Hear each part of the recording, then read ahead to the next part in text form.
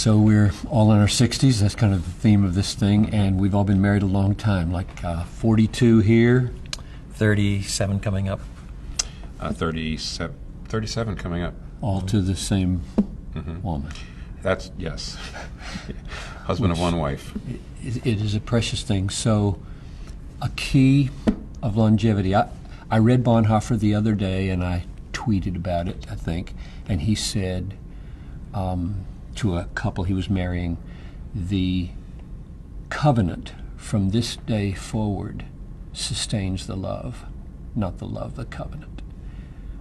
And I, at 42 years of marriage, feel very strongly that needs emphasizing, that romance and falling in love is a beautiful thing, and re-falling in love again and again is important.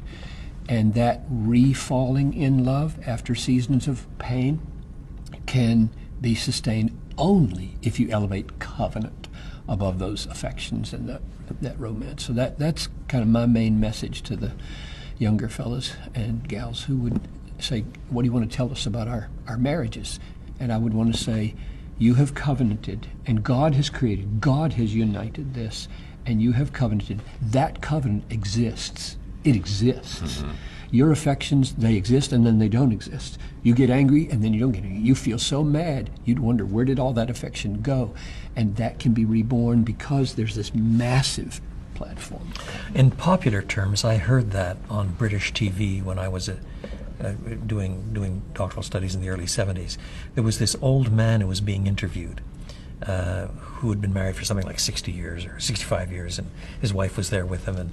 And the interviewer was saying, during all this time, haven't you ever considered divorce?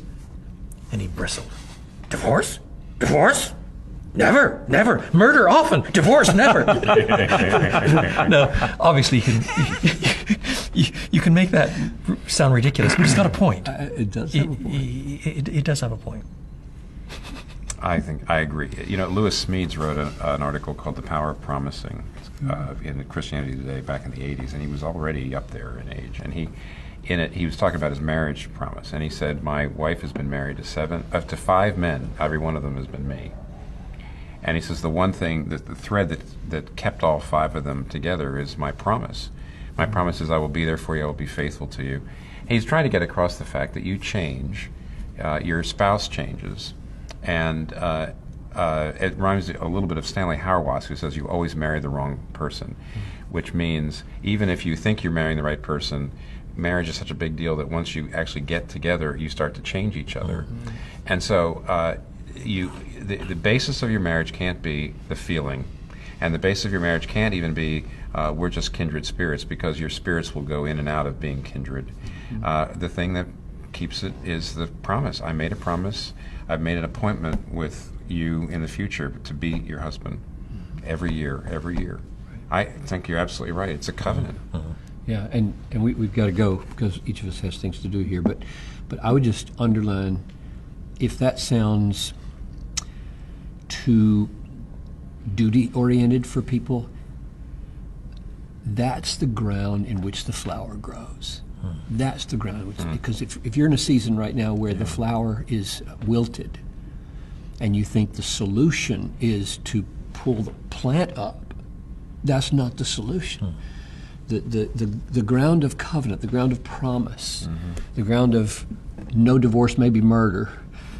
But no that's the ground where it can reflourish, and it does. I just testify from 42 years that falling in love with my wife again and again is a very beautiful thing. And ideally, that is nurtured, at least in part, by grounding marriage itself in Scripture in a big framework. Yep.